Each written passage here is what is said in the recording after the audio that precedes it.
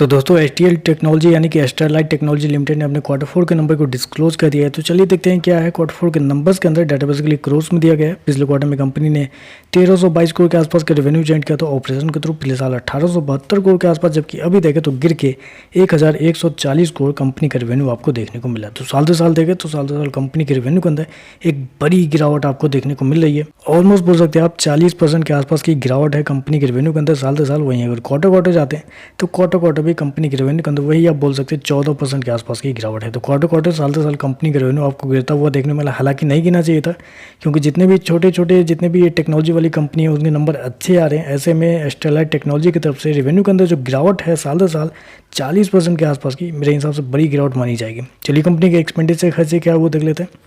पिछले क्वार्टर में 1232 करोड़ खर्च किए थे, पिछले साल 1616 करोड़। अभी देखें तो कंपनी खर्चे 1087 करोड़ के आसपास आपको देखने को मिले। तो कंपनी के खर्चे देखें तो कंपनी के खर्चे ऑन एन एवरेज ठीक है, लेकिन कंपनी के रेवेन्यू के अंदर जो गिरावट है वो थोड़ी सी चिंता वाली बात है। चलिए कंपनी का प्रॉफिट क्या है वो देखते हैं।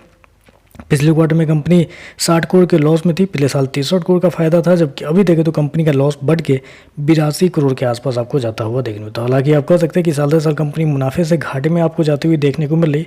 हालांकि पिछले 2 क्वार्टर से कंपनी घाटे में ही आपको जाती हुई देखने को मिल रही, लेकिन फिर भी देखें तो साल दर साल जहाँ कंपनी पिछले साल 63 करोड़ के आसपास का प्रॉफिट शो की थी, अभी देखें तो 82 करोड़ के नुकसान में कंपनी जाती हुई देखने को मिली। जबकि क्वार्टर देखें तो क्वार्टर भी कंपनी का जो लॉस है वो आपको बढ़ता हुआ देखने को मिल रहा है। चलिए कंपनी के ईपीएस की बात कर लेते हैं। तो देखिए पिछले क्वार्टर में कंपनी का ईपीएस ₹1.24 माइनस का, पिछले साल ₹2 के आसपास, अभी देखें तो ₹2 का माइनस में आपको देखने को मिला। तो ओवरऑल अगर देखा जाए तो कंपनी के नंबर थोड़े से क्या बहुत ज़्यादा कमजोर आपको देखने को मिल रहा है, क्योंकि रेवेन्यू के अंदर साल दर साल 40% के आसपास की गिरावट बहुत बड़ी गिरावट मानी जाएगी। और कंपनी का जो प्रॉफिट है, जो कंपनी पिछले साल मुनाफे में डील कर रही थी, अभी देखें तो कंपनी लॉस में आपको जाती हुई देखने को मिल रही।